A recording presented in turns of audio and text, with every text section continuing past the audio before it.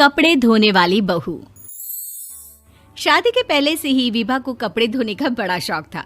कभी नल के नीचे तो कभी तालाब के पास। अरे मेरी नीली वाली लुंगी नहीं दिख रही है। विभा की अम्मा, कहाँ रखी है लुंगी? अरे वो तो विभा ने परसों ही धोकर रखी थी आपकी अलमारी में, देखो वहीं होगी। वो ना मैंने आज धो दी, मुझे लगा कि गंदी हो गई होगी। अरे कैसे गंदी हो गई थी? उसे तो मैंने पहना भी नहीं। हे भगवान, इस लड़की के कपड़े धोने की आदत से परेशान हो गया हूँ मैं। जितना तो घर में राशन नहीं आता, उससे कहीं ज्यादा डिटर्जेंट पाउडर का खर्चा है। इसकी शादी करवा दो, शादी जाए अपने घर में ही करे काम, फिर चाहे घर के कपड़े धोने हो या पूरे गांव के। हाँ ठीक बोल रही हूँ, देखता हूँ मैं कोई लड़का। वो दिन भी आ जाता है जब विभा को देखने लड़के वाले आ जाते हैं। लड़की मुझे अच्छी लगी। होने वाली सास कहती है, बेटी अगर कुछ पूछना है तो पूछ लो। वैसे तो हमारी लड़की बहुत ही शर्मीली है, जो बोल दो वो मान लेती है, इसे क्या पूछना होगा। अरे कैसी बात कर रही हो माँ, मुझे इन लोगों के घर रहना है, सवाल तो कई है। हाँ हाँ बेटा, पूछ लो ना, क्या पूछना है। आप लोगों के घर कपड़े कौन धोता है? सास का मुंह बन जाता है। देखो, अगर तुम ये कहना चाहती हो कि तुम्हें कपड़े धोने नहीं आते तो सुन लो, कपड़े मैं ही धोती हूँ, लेकिन तुम्हारे आ जाने के बाद मैं रुमाल तक नहीं धोऊंगी। अरे चुप रहना भाग्यवान, बहू बेचारी घर आई नहीं, उसे डराना शुरू कर दिया। वो क्या है ना बिटिया, अभी तक तो ये कल्लू की माँ ही धोती थी, लेकिन अब तुम्हारे पापा तो दहेज में वॉशिंग मशीन देंगे ही। तभी विभा की माँ बोल पड़ती है, सवाल भी पूछा तो क्या। वैसे भाई साहब, मशीन की तो फिर भी कपड़े धोने की कैपेसिटी होती है। मतलब जो बिटिया दे रहे हैं ना विभा, इसे कपड़े धोने का बहुत शौक है। ये आप लोगों के क्या, आस पड़ोस गांव मोहल्ले सबके कपड़े धो दे और उफ तक ना करे। बाहर देखा नहीं आपने कितने कपड़े सूख रहे हैं? सब हमारी बिटिया ने ही तो धोए हैं। बस भी करो ना माँ, शर्म आ रही इतनी तारीफ सुनकर। और तो और एक दाग निकाल कर दिखाओ तो मान जाऊं। हाँ अच्छा, माफ करना बेटा, मैंने गलत समझा। हमें तो रिश्ता बहुत पसंद है। और ऐसे जुड़ जाता है रिश्ता कपड़े धोने का शौक रखने वाली विभा का। उसकी शादी हो जाती है कोयला फैक्ट्री में काम करने वाले कल्लू के साथ। शादी के बाद अचानक विभा चिल्लाती हुई सास के पास आती है। सासू माँ, अरे सासू माँ कहाँ है आप? ये तो धोखा है, धोखा दिया आप लोगों ने मुझे। इसे ससुर के चक्कर के बारे में पता चल गया। अरे तो उसमें तुझे क्यों धोखा मिला है? अरे नल में पानी नहीं आता, कपड़े कैसे कब धुलेंगे?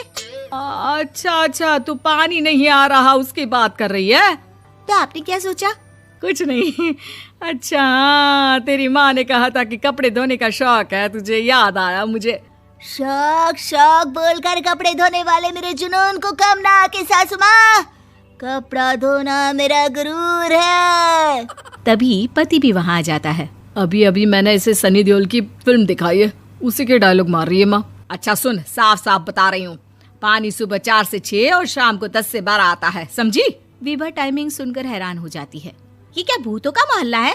सुबह 4 बजे उठकर कौन कपड़े धोता है? 4 बजे टंकी में पानी जाता है, फिर सारा दिन धोना ना, किसने मना किया? अरे कैसी बात कर रही हैं? 200 लीटर की टंकी में कितने कपड़े धो लूंगी मैं, सुबह ही उठ जाऊंगी मैं। अब क्या था, विभा सुबह 4 से लेकर रात के 12 बजे तक कपड़े ही धोती रहती। एक रोज सास पड़ोस से निकलकर कहीं जा रही होती है कि साथ वाली कहती है, हाँ कल्लू की माँ, जरा ये बताओ कि 2 साड़ी है, 2 ब्लाउज और एक पेटीकोट और एक नाड़े वाला लंबा कच्छा। हाँ तो? अरे तो क्या, कितना लोगी धुलाई ये बताओ। धोबन दिख रहे हैं हम क्या? हमारे पति सरकारी नौकरी से अभी रिटायर हुए हैं और बेटा सुपरवाइजर है कोयला फैक्ट्री में। धोबन समझ रखा है हमें?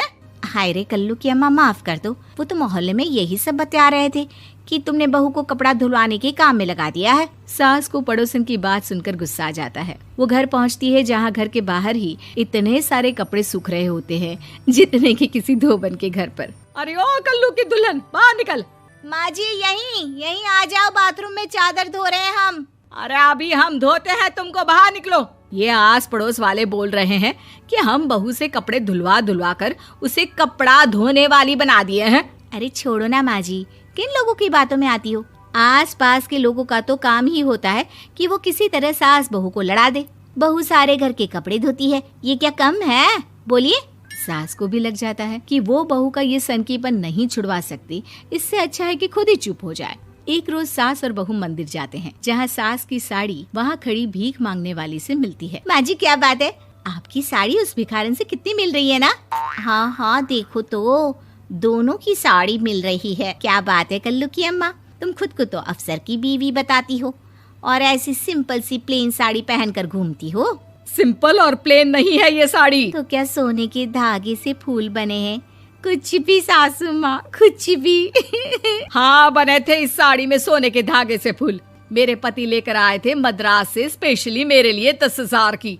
ताहे भाई साहब इस भिखारन के लिए भी सेम टू सेम साड़ी लेकर आए होंगे 10,000 की। सास उस वक्त तो कुछ नहीं कहती, लेकिन बहू के साथ घर आती है और अलमारी से एल्बम निकाल कर लाती है। ये साड़ी देख रही है, ये वही साड़ी है जिसे मैंने अभी पहना था। इस साड़ी में ये जो चमकदार फूल दिख रहे हैं ना, ये सोने के धागों से काटे गए हैं।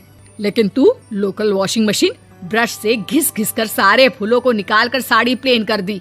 मुझे माफ कर दीजिए सासू माँ। और तो और, जब मैंने तुझे तेरी गलती के लिए कुछ नहीं कहा, लेकिन तूने तो सबके सामने मेरा मजाक ही बना दिया। क्यों? बहू को समझ में आ जाता है कि अब से उसका कपड़े धोना बंद।